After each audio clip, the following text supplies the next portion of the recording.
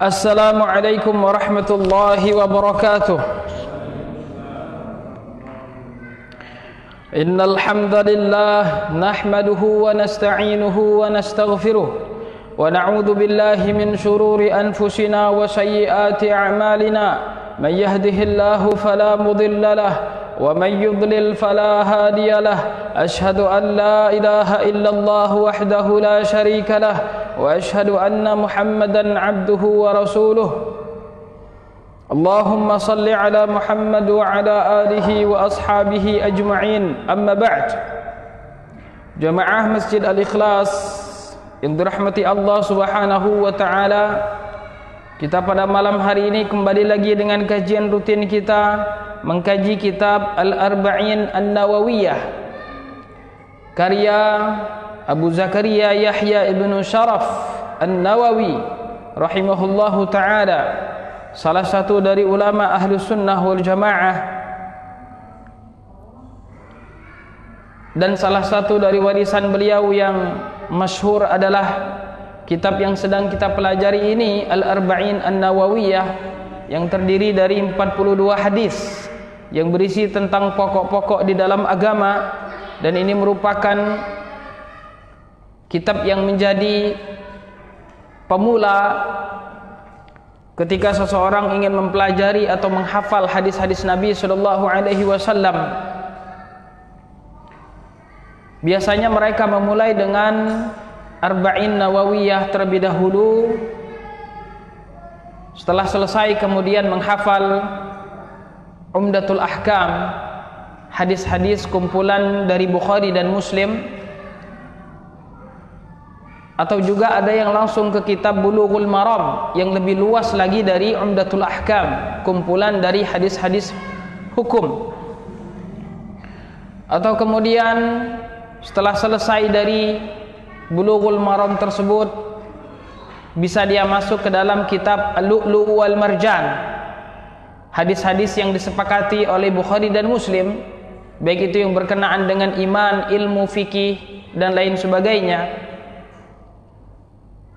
Atau juga ada yang langsung masuk ke dalam Mukhtasar Sahih Bukhari, ringkasan dari Sahih Bukhari, atau Mukhtasar dari Sahih Muslim. Atau mungkin menghafal Sahih Bukhari-nya langsung atau menghafal Sahih Muslim-nya langsung. Dan ada juga yang menghafal hadis-hadis Nabi sallallahu alaihi wasallam dari hadis-hadis yang dikumpulkan oleh Imam Nawawi juga di dalam kitab beliau Riyadhus Shalihin, kumpulan dari ayat-ayat dan hadis-hadis Nabi sallallahu alaihi wasallam yang sudah tersusun rapi, sistematis, yang menjelaskan tentang apa-apa yang dibutuhkan oleh orang-orang saleh untuk sampai kepada surga Allah Subhanahu wa taala. Dan mempelajari hadis-hadis Nabi sallallahu alaihi wasallam adalah bagian dari mempelajari Al-Quran, tafsir Al-Quran, karena sesungguhnya Al-Quran terkadang hanya datang dengan sesuatu yang global dan dirincikan oleh Nabi sallallahu alaihi wasallam di dalam hadisnya. Misalnya di dalam Al-Quran hanya ada perintah tentang salat, wa aqimus shalah, dan tunaikanlah salat. Dan untuk mengetahui tata cara salat tersebut, kita dapatkan dari penjelasan hadis Nabi sallallahu alaihi wasallam ketika beliau mengatakan, sallu kama raaitumuni usalli, salatlah seperti saya salat. Maka dari itu banyak dari para ulama-ulama yang mengumpulkan hadis-hadis tentang salat-salat Nabi sallallahu alaihi wasallam, dan diantaranya Asy-Syaikh Al-Albani rahimahullahu taala dengan kitabnya yang berjudul Sifat Salat Nabi sallallahu alaihi wasallam. Dan isinya adalah hadis-hadis Nabi sallallahu alaihi wasallam, mulai dari beliau takbir sampai beliau salam. Begitu juga terkait tentang manasik, bagaimana cara melaksanakan ibadah umroh, bagaimana cara melaksanakan ibadah haji. Di dalam Al-Quran Allah Subhanahu wa ta'ala mengatakan, wa atimmul hajja wal umrata lillah, sempurnakanlah umroh dan haji hanya untuk Allah Subhanahu wa taala. Dan juga firman Allah taala, walillahi 'alan nasi hajjul baiti man istata'a ilaihi sabila. Hak Allah Subhanahu wa taala bagi manusia untuk menziarahi rumahnya, Ka'bah, Baitullah, bagi siapa yang mampu melaksanakan perjalanan ke Ka'bah. Tapi tidak dirincikan bagaimana pelaksanaan ibadah haji mulai dari tanggal 8 Dzulhijjah sampai tanggal 13 Dzulhijjah. Dan kita dapatkan dari hadis-hadis Nabi sallallahu alaihi wasallam, dan beliau mengatakan litakhudhu anni manasikakum, dan dalam lafaz lain khudhu anni manasikakum, ambillah manasik haji tersebut dari saya. Maka ketika kita mempelajari tafsir, tidak lepas dari mempelajari hadis-hadis Nabi sallallahu alaihi wasallam, karena hadis-hadis Nabi adalah penjelasan dari ayat-ayat Al-Qur'an. Bagaimana Al-Quran tersebut dipahami oleh Rasul dan para sahabat, bagaimana Al-Quran tersebut diamalkan oleh Rasul dan para sahabat, maka itu tertuangkan di dalam hadis-hadis Nabi sallallahu alaihi wasallam. Cuma bedanya antara Al-Quran dan hadis, kalau Al-Quran kita tidak butuh lagi meneliti sanadnya sebagaimana kita meneliti sanad hadis Nabi sallallahu alaihi wasallam. Tidak butuh lagi kita melihat ayat ini sahih atau dhaif atau lain sebagainya, karena semua ayat-ayat yang dinukilkan kepada kita, Al-Quran 30 juz, 114 surat, 6.326 ayat, semuanya dinukilkan sampai kita dengan cara mutawatir. Dengan cara mutawatir yang diriwayatkan dari sekelompok orang sampai kepada sahabat Nabi sallallahu alaihi wasallam yang mustahil ada kesalahan di dalamnya. Tetapi berbeda dengan hadis-hadis Nabi sallallahu alaihi wasallam yang kadang diriwayatkan oleh orang yang thiqah, kadang saduq. Ketika diriwayatkan oleh orang yang thiqah, maka hadisnya sahih misalnya, thayyib. Ketika diriwayatkan oleh orang yang saduq, maka hadisnya hasan misalnya. Ketika diriwayatkan oleh orang yang banyak pelupa, maka hadisnya dhaif misalnya. Ada tak kalanya hadis diriwayatkan oleh orang yang pendusta, maka hadisnya menjadi maudhu' misalnya. Tayyib, maka hadis Nabi sallallahu alaihi wasallam kita butuh melihat apakah hadis ini sahih atau tidak. Dan banyak dari orang-orang yang menyimpang atau banyak dari orang-orang yang salah di dalam beragama ketika dia tidak memperdulikan hadis ini sahih atau hadis ini tidak sahih. Bahkan ada yang sembarangan memilih hadis, baginya semua yang diriwayatkan dari Nabi sallallahu alaihi wasallam adalah sahih, padahal dia adalah hadis buatan orang-orang Khawarij, hadis buatan orang-orang Syiah, hadis dari buatan orang-orang Yahudi dan Nasrani atau orang-orang yang membenci Islam.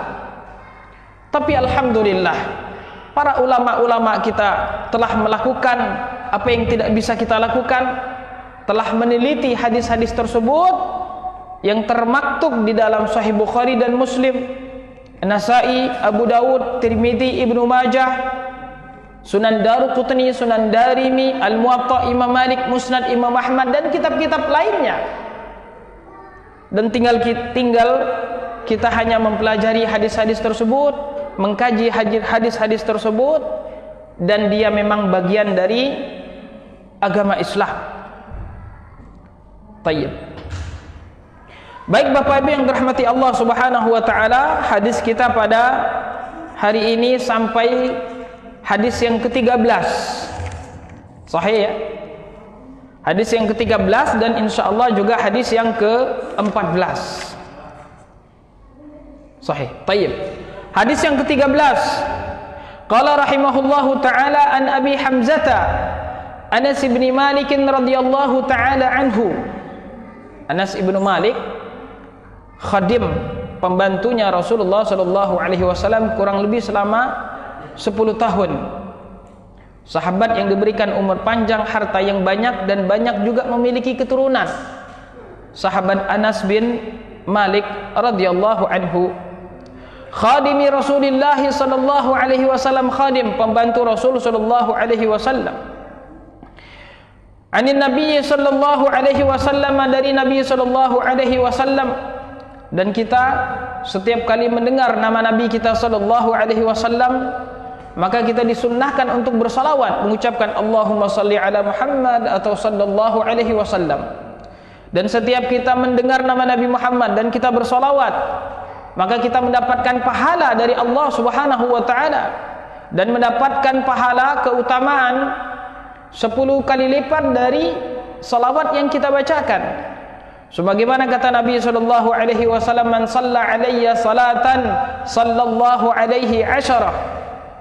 Barang siapa yang salawat untuk saya, maka Allah akan bersalawat untuknya sebanyak 10 kali.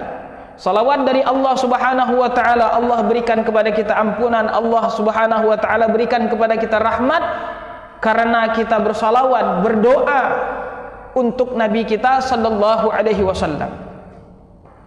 Dan maksud dari salawat untuk Nabi kita adalah doa kita kepada Allah agar Allah Subhanahu wa taala memuji Nabi kita di antara para malaikat. Itulah makna dari salawat kita untuk Nabi, agar Allah memuji Nabi kita di antara para malaikatnya, sebagaimana yang diriwayatkan oleh para ulama, yang diriwayatkan oleh Abul Aliyah dan juga Al-Jahdami di dalam kitab beliau Fadlus Salati ala Nabi sallallahu alaihi wasallam, bahwasanya makna salawat untuk Nabi adalah kita berdoa kepada Allah. Maka dari itu salawat adalah ibadah. Maka dari itu salawat adalah ibadah. Dan ibadah tidak boleh kita kiaskan, dan ibadah tidak boleh kita membuat dari diri kita sendiri. Maka dari itu banyak salawat-salawat yang bid'ah, karena tidak ada tuntunannya dari Nabi SAW. Dia buat-buat sendiri. Bahkan ada salawat yang sampai kepada level kesyirikan. Dan bahkan ada salawat yang sebenarnya bukan salawat, tapi hanya sekedar puji-pujian.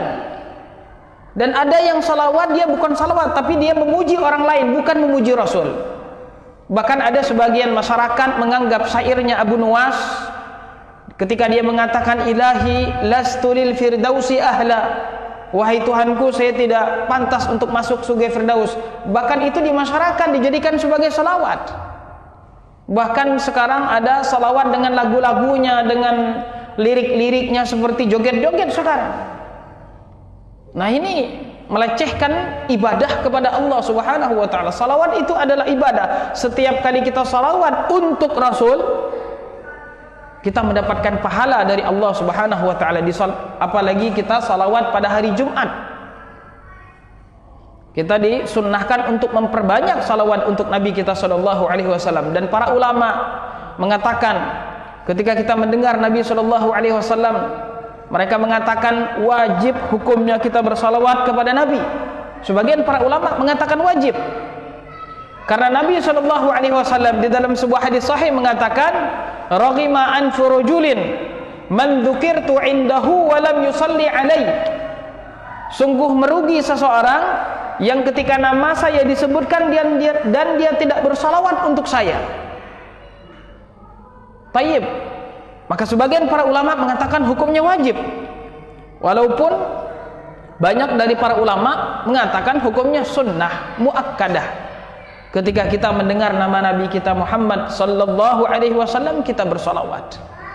Dan Allah sebutkan di dalam Al-Quran, di dalam surat Al-Ahzab, "Innallaha wa malaikatahu yusalluna 'alan nabi ya ayyuhalladzina amanu sallu 'alaihi wa sallimu taslima."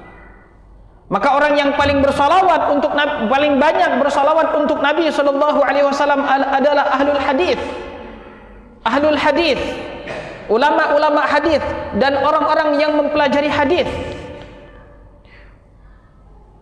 Semakin banyak mereka menyebutkan nama Nabi mereka dan semakin banyak mereka bersalawat, semakin banyak itu juga Allah Subhanahu wa taala bersalawat untuk kita. Tayyib. Salawat ini adalah ibadah dan tidak boleh kita buat main-main, tidak boleh kita buat canda-canda, tidak boleh kita gabungkan dengan nada-nada, apalagi dengan nada lagu dangdut, joget-joget dan lain sebagainya. Haram. Salawat ini adalah ibadah kita kepada Allah, doa. Karena salawat itu sendiri jamak dari kata salatun, jamaknya salawat, yang artinya doa. Maka kita berdoa kepada Allah, bukan memuji Nabi. Banyak dari masyarakat yang salah paham, dikira salawat itu memuji Nabi, bukan.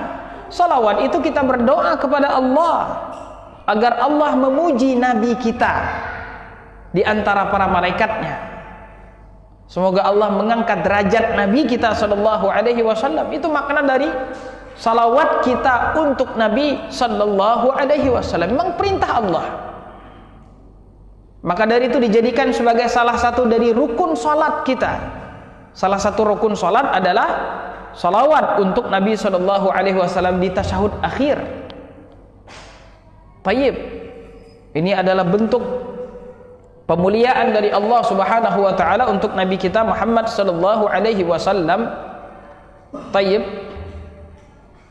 Dan ini bentuk cinta kita kepada Nabi kita sallallahu alaihi wasallam. Ketika kita mendengar nama beliau, kita bersolawat untuk beliau. Tayyib. Baik. An Nabi sallallahu alaihi wasallam qala sallallahu alaihi wasallam, la yu'minu ahadukum hatta yuhibba li akhihi ma yuhibbu li nafsihi. Ini hadisnya singkat ini ya. Boleh kita hafal ini. Nanti habis majlis langsung hafal insyaallah. Yang penting niat dulu ya.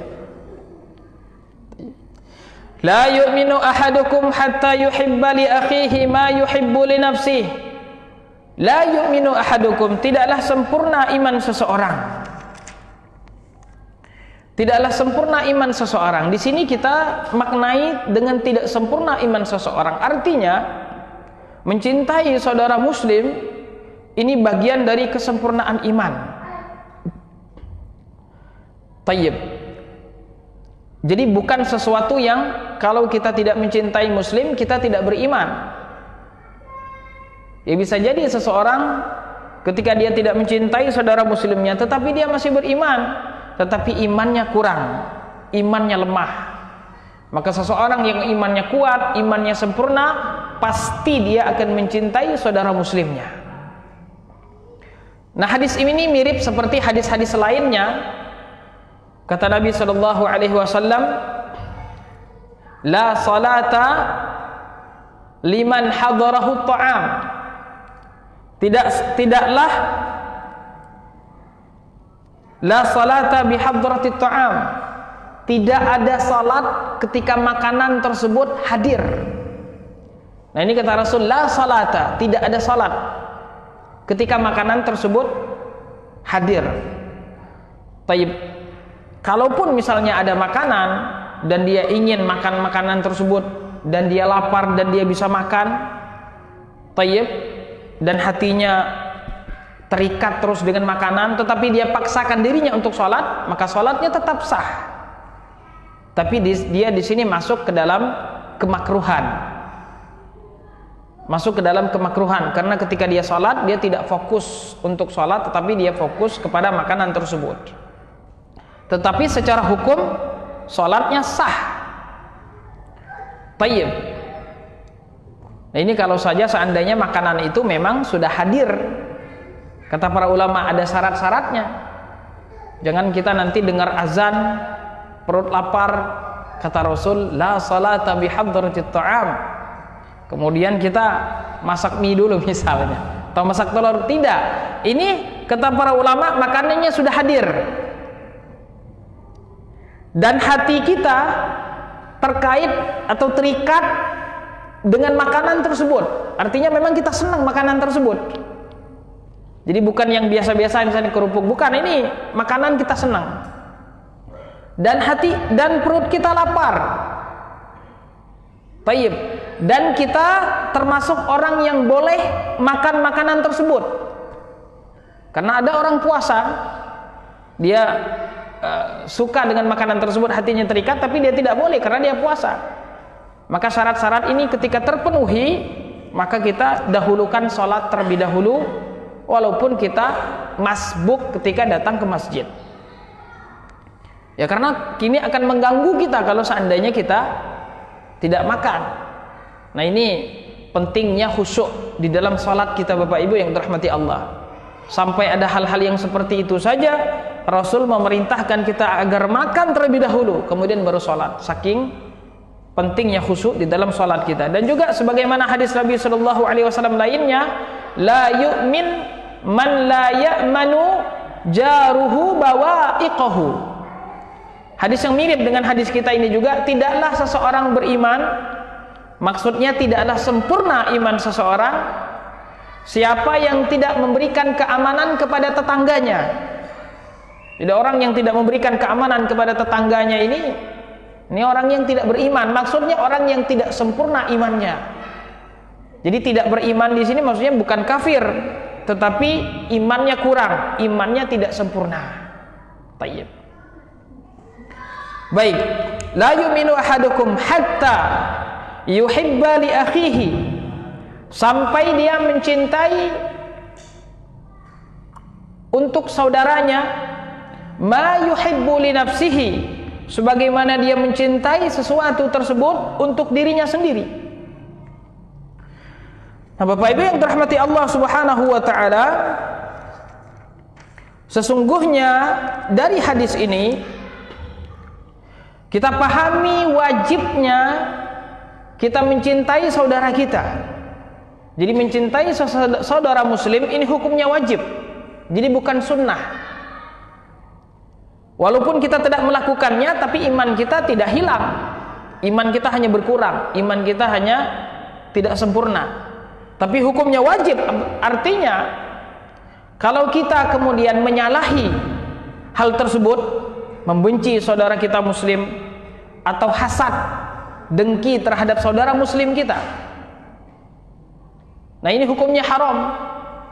Mencintai kebaikan untuk saudara muslim kita itu hukumnya wajib. Tayyib. Dan kebencian seseorang kepada saudara muslimnya, atau kita hasad terhadap apa yang Allah berikan kepada saudara muslim kita dan kita menginginkan kenikmatan tersebut hilang, lenyap darinya, maka ini hukumnya haram. Maka mencintai kebaikan untuk saudara muslim kita hukumnya wajib, dan hasad kepada saudara muslim kita hukumnya haram. Karena kalau hasad itu adalah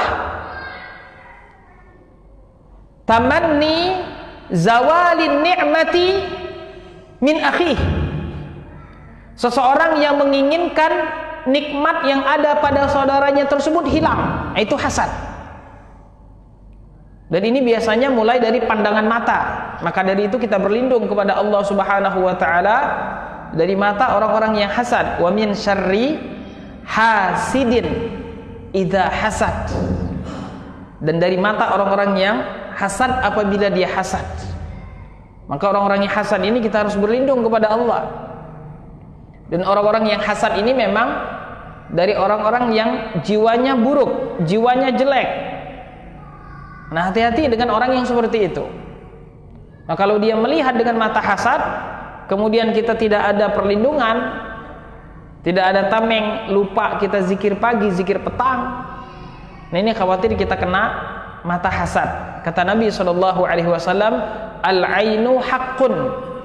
Memang betul, pandangan mata orang yang hasad itu memang betul-betul benar adanya, bisa mempengaruhi atas izin Allah Subhanahu wa ta'ala. Dan cara mengobatinya adalah, maka orang yang hasad tersebut kita minta untuk berwudu, dan air wudunya kemudian kita siramkan kepada orang yang terkena ain tadi. Karena bisa jadi orang yang ketika misalnya takjub melihat ketampanan seorang, takjub ketika melihat kecantikan seseorang, tiba-tiba dia langsung jatuh, tiba-tiba dia sakit, tiba-tiba sesuatu yang biasanya spontan terjadinya. Nah, ini ciri-ciri orang tersebut terkena hasad. Maka dia harus segera berlindung kepada Allah Subhanahu wa ta'ala. Tentunya setiap hari kita berlindung, membaca zikir pagi, zikir petang. Dan anak-anak kita yang tidak bisa membaca zikir, kita doakan. Apalagi kita kadang bawa anak-anak, kita doakan anak tersebut. U'iduka bikalimatillahi tammah min syarri ma khalaq. Sebagaimana Nabi Ibrahim mendoakan anaknya Ismail, begitu juga Tayyib Nabi Muhammad SAW mendoakan cucunya. U'iduka atau u'idukuma kalau dua orang, bi kalimatillahi tammah min kulli syaitanin wa hammah min kulli ainin lammah. Tayyib. Maka lawan dari hadis ini adalah hasad. Hasad itu adalah tamanni zawalin ni'mati min akhik. Seseorang yang menginginkan nikmat pada saudaranya tersebut hilang. Jadi na'udzubillah. Ini hasad ini termasuk dosa besar. Tidak boleh seorang muslim hasad kepada saudaranya. Maka ketika saudaranya tersebut mendapatkan nikmat, kita bersyukur kepada Allah dan kita doakan keberkahan. Tayyib, barakallahu fiik ya akhi. Barakallahu fiik wa baraka alaik. Kalau dia menikah misalnya, wa jama'a bainakuma fi khair. Tayyib.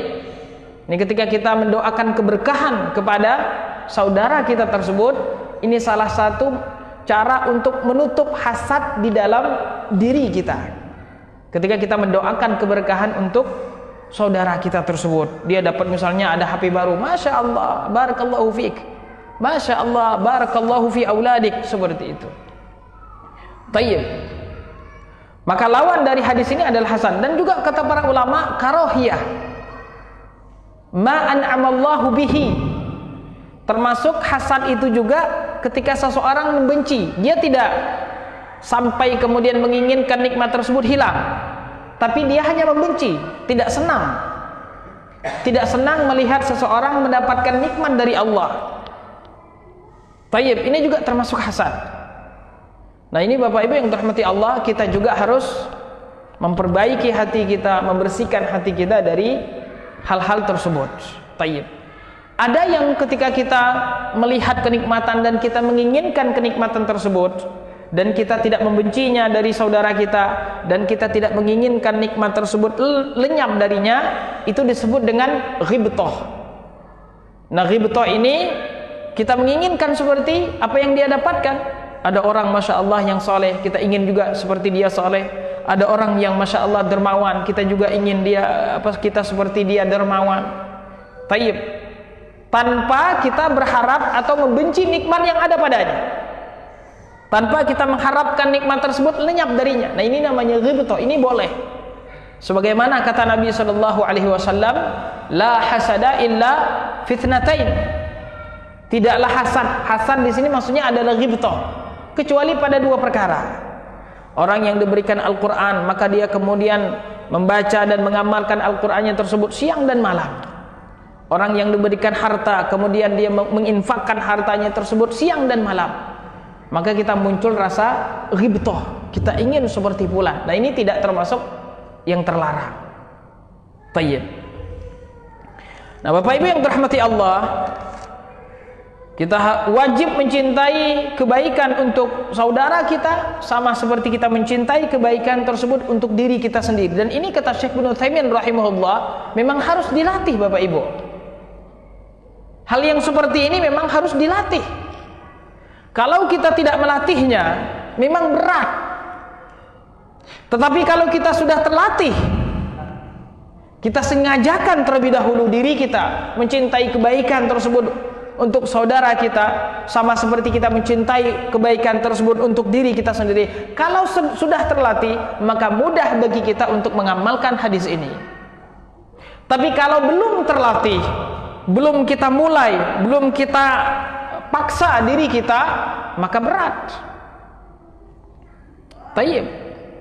Kita mencintai kebaikan untuk saudara kita pada perkara ilmu, tidak pelit ketika menyampaikan ilmu kepada saudaranya, tidak berat untuk mengajarkan saudaranya tersebut, karena dia mencintai kebaikan untuk saudaranya sama seperti dia mencintai kebaikan untuk dirinya sendiri. Ketika dia punya makanan seperti itu juga, tak kala kaum Ansor menolong kaum Muhajirin. Bahkan kaum Ansor tersebut, sebagaimana yang disebutkan Allah dalam surat Al-Hasyr, wa yu'thiruna ala anfusihim walau kana bihim khasasah. Bahkan dia mencintai makanan tersebut untuk saudaranya, lebih dia cintai daripada untuk dirinya sendiri.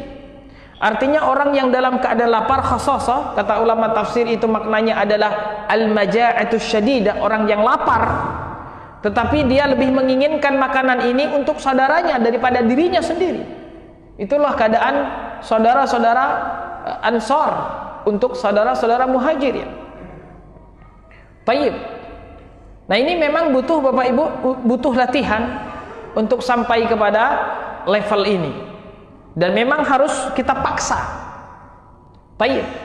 Begitu juga tak kala saudara kita misalnya jatuh kepada perkara yang haram, jatuh kepada perkara yang maksiat, kita datangi saudara kita tersebut, watawasau bil haqqi, kita nasihati bahwasanya ini adalah perkara yang haram, takutlah kepada Allah Subhanahu wa taala. Kita nasihati saudara kita karena kita mencintai kebaikan untuk dirinya, sama seperti kita mencintai kebaikan itu untuk diri kita sendiri. Ini juga mirip hadis Nabi sallallahu alaihi wasallam bahwasanya tidaklah seseorang merasakan manisnya iman sampai kemudian dia melakukan 3 perkara. Yang pertama adalah dia mencintai Allah Subhanahu wa taala di atas dari segala-galanya, cintai Allah dan Rasulnya. Dan yang kedua adalah dia mencintai saudaranya tersebut, tidaklah dia mencintainya kecuali karena Allah Subhanahu wa taala. Nah, ini juga kita butuh latihan. Kita mencintai saudara kita karena Allah. Karena memang kadang tabiat manusia mencintai sesuatu karena ada hajat padanya, karena ada sesuatu di balik rasa cinta tersebut. Nah, ini kita mencintai saudara kita karena Allah Subhanahu wa taala. Kita bertemu karena Allah dan kita berpisah karena Allah. Dan ini juga butuh latihan. Mencintai karena Allah. Karena yang banyak terjadinya adalah kita mencintai teman kita karena dia baik kepada kita, misalnya dalam perkara harta. Dia misalnya sering datang ke rumah kita dan lain sebagainya, kemudian kita cinta kepadanya. Nah, kita harus melatih juga hati kita untuk cinta kepada saudara muslim kita. Kita cinta karena Allah Subhanahu wa taala. Tayyib. Baik Bapak Ibu yang dirahmati Allah, kemudian terkait faidah di sini yang disebutkan oleh Syekh Ibnu Taimin rahimahullahu taala ketika Nabi sallallahu alaihi wasallam mengatakan la yu'minu ahadukum, tidaklah sempurna iman di antara kalian. Iman secara bahasa maknanya adalah al-iqraru al-mustalzimu lil qabuli wal id'an. Ini penting Bapak Ibu, kita sedikit berikan faidah dari Syekh Ibnu Taimin, syarah beliau. Ada faidah yang sangat bagus sekali di sini untuk kita, untuk pemula dalam thalabul ilmi, yaitu definisi iman secara bahasa dan secara istilah syar'i. Iman secara bahasa adalah al-iqraru al-mustalzimu lil qabuli wal id'an. Kalau bahasa Indonesianya adalah ikrar. Kita menetapkan.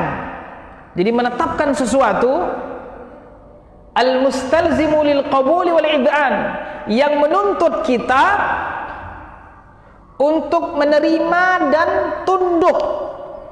Nah, inilah iman secara bahasa. Jadi apa arti iman? Jadi iman itu adalah kita menetapkan sesuatu yang menuntut kita untuk menerima dan tunduk. Inilah iman. Jadi iman itu bukan hanya sekedar percaya saja. Jadi ada perbedaan antara iman dan tasdik. Karena sebagian orang mengatakan, nah ini juga pendapat yang tidak benar. Ada yang mengatakan, katanya iman itu hanya sekedar tasdik saja, membenarkan saja. Nah, ini kita katakan tidak benar. Iman itu lebih dari hanya sekedar membenarkan. Kenapa demikian? Karena kalau iman itu hanya sekedar membenarkan, orang-orang Yahudi dan juga orang-orang Nasrani, sebagian mereka membenarkan kenabian Nabi kita Muhammad sallallahu alaihi wasallam. Mereka mengakui Muhammad itu adalah nabi. Tayyib. Tetapi mereka tidaklah dikatakan sebagai seorang muslim karena mereka tidak menerima Islam sebagai agama, mereka tidak patuh kepada Nabi kita sallallahu alaihi wasallam. Begitu juga Abu Talib. Abu Talib pamannya Nabi sallallahu alaihi wasallam. membela Nabi kita SAW dengan nyawa beliau, dengan harta beliau, dan dengan kehormatan beliau, Abu Talib. Dan beliau pernah menyebutkan sebuah syair, yang dari syair tersebut kita pahami bahwasanya beliau membenarkan, mengakui kebenaran agama yang dibawa oleh Nabi Muhammad SAW. Kata beliau, walaqad alimtu bi anna dina Muhammadin, kata Abu Talib, sesungguhnya saya sudah tahu bahwasanya agama yang dibawa oleh Muhammad, min khairi adyanil bariyati dina, di antara agama-agama yang bagus yang ada pada manusia. Jadi kata beliau, min khairi adyan, di antara agama yang paling bagus dari agama-agama manusia, laulal malamata au hadara masabbatin, kalau bukan karena kucilan, karena bukan karena celaan dari kaumku, karena teman-temannya Abu Talib, tak kala dia akan mengucapkan 2 kalimat syahadat sebelum beliau menghembuskan nafas terakhir, beliau didatangi oleh tokoh-tokoh kafir Quraisy. Dan ketika dia akan mengucapkan 2 kalimat syahadat, maka tokoh-tokoh tersebut, temannya Abu Talib, mengatakan, atarghabu an millati Abdul Muttalib. Mereka marah kepada Abu Talib ketika akan mengucapkan 2 kalimat syahadat. Kata mereka, Abu Talib, apakah engkau akan membenci agama ayahmu sendiri? Nah, dia dicela gara-gara itu. Dan gara-gara itu, kata Abu Talib, laulal malamata wa hadhara masabbatin la ra'aitani samhan bidzaka mubina. Kalau bukan karena takut celaan, kata beliau, maka engkau akan lihat saya menjadi pengikut agama Nabi Muhammad SAW dengan terang. Maka di sini Abu Talib, beliau membenarkan agama yang dibawa oleh Nabi Muhammad SAW, tetapi tidak menerima, tidak patuh dan tidak tunduk. Makanya beliau tidak dikatakan sebagai seorang muslim. Maka kalau hanya sekedar membenarkan, itu belumlah dinamakan dengan iman. Kita membenarkan, kita mempercayai, kita menetapkan, kita mengikrarkan, dan kemudian kita menerima dan tunduk, baru dikatakan dengan iman. Karena ada kelompok Murji'ah. Kelompok Murji'ah yang mengatakan, katanya iman itu hanya sekedar membenarkan. Terus bagaimana? Ucapan ini katanya hanya sekedar pelengkap. Perbuatan ini katanya hanya sekedar pelengkap. Iman itu hakikatnya katanya di dalam hati. Makanya orang-orang Murji'ah ketika mereka melakukan maksiat, mereka tidaklah kemudian menganggap bahwasanya maksiat tersebut mengurangi iman. Katanya imannya tetap sempurna karena iman itu hanya di dalam hati katanya. Adapun ucapan, perbuatan ini tidak mempengaruhi iman. Jadi tidak ada istilah iman itu naik turun. Bagi mereka tidak ada. Kalau bagi kita Ahlus Sunnah wal Jamaah, iman itu naik turun. Karena iman itu bukan hanya hati saja, ucapan juga adalah iman, perbuatan juga adalah iman. Bagi kita Ahlus Sunnah wal Jamaah yang mengikuti manhaj salafus saleh. Tapi bagi orang-orang Murji'ah enggak, iman itu katanya hanya di dalam hati. Maka dari itu, kalau mereka mengucapkan kata-kata kufur, kata-kata syirik, bagi mereka tidak masalah. Bahkan ketika mereka mengucapkan kata-kata yang tidak beradab kepada Allah, banyak dari ucapan mereka tidak beradab kepada Allah. Ada satu orang itu yang ketika dia minta sedekah kepada orang-orang Islam itu, dia mengucapkan atau manggil Allah itu seakan-akan manggil temannya. Itu kan ada tuh. Nah, ini ciri-ciri manhaj Murji'ah. Ciri-ciri manhaj Murji'ah. Ya karena memang dia katanya iman itu di hati. Atau juga ketika dia misal mengucapkan selamat Natal kepada orang non muslim, tidak masalah katanya, karena iman ini katanya di dalam hati. Atau ketika ada orang yang mengucapkan salam 5 agama katanya, yang di dalamnya berupa panggilan kepada ya Tuhan, ya kan? Ini juga bagi mereka nggak apa-apa, karena ini yang penting tidak diyakini katanya. Nah, ini ciri-ciri manhaj Murji'ah. Nah, kita Ahlus Sunnah wal Jamaah tidak. Iman itu adalah di dalam hati, di dalam ucapan, dan juga di dalam perbuatan. Dan seseorang bisa jadi kufur, keluar dari Islam dengan keyakinan ketika dia meyakini keyakinan kufur, atau dengan ucapan. Dengan ucapan ketika dia mencela Allah misalnya, mencela Rasul, atau mencela agama Islam, kufur dengan ucapan. Tayyib. Atau juga dengan perbuatan misalnya, seseorang misalnya melempar Ka'bah pakai kotoran misalnya, seseorang yang melempar mushaf, dilempar mushaf misalnya. Nah, ini kufur ya. Jadi kufur itu bisa jadi lewat keyakinan, bisa jadi lewat ucapan, dan juga bisa jadi lewat perbuatan. Karena ada kelompok yang mengatakan enggak, kufur itu katanya hanya di hati, terus ucapan enggak masalah, asal jangan diyakini, asal jangan diyakini. Ini manhaj Murji'ah. Tayyib. Ada lagi di sana manhaj Khawarij. Manhaj Khawarij ini bersebelahan dengan manhaj Murji'ah. Kalau Murji'ah mereka bermudah-mudahan, tapi kalau Khawarij ini ekstrim, berlebih-lebihan. Ya, berlebih-lebihan di dalam menetapkan masalah ya kekufuran. Kalau kita Ahlus Sunnah wal Jamaah mengatakan bahwasanya ini kafir, ini kufur, ya memang ada dalilnya di dalam Al-Quran dan Sunnah, dari perkataan Rasul Shallallahu Alaihi Wasallam atau di dalam Al-Quran.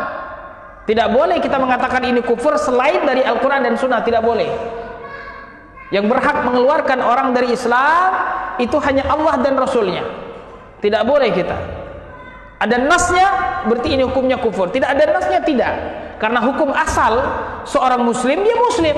Dan tidak boleh ada yang mengeluarkannya dari Islam, kecuali ayat-ayat dan hadis-hadis Nabi Shallallahu Alaihi Wasallam. Tayyib. Nah, kelompok Khawarij tidak. Mereka terlalu ekstrim di dalam kemudian mengkufurkan. Maka kemudian kalau ada perbuatan, perkataan yang menurut mereka ini adalah kufur, yang menurut mereka ini adalah keluar dari Islam, maka kemudian mereka mengkafirkan orang yang tidak kafir. Ya memang ini adalah pelaku dosa besar, jatuh kepada maksiat besar, tapi dia belum sampai kepada kufur. Nah, bagi Khawarij tidak. Ini dosa besar, zina, dia mengakui zina haram, kafir. Nah, ini ciri-ciri kelompok Khawarij. Kalau kita Ahlus Sunnah wal Jamaah tidak.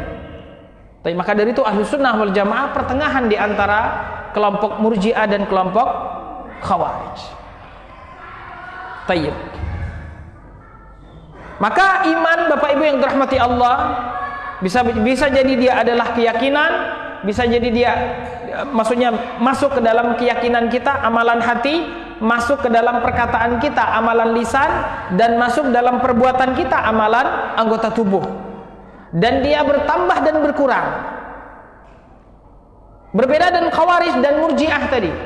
Kalau Murji'ah dan Khawarij katanya iman itu tidak bertambah dan berkurang, rata saja. Murji'ah dan Khawarij iman tidak bertambah dan berkurang. Tapi kalau kita Ahlus Sunnah, iman bertambah dan berkurang.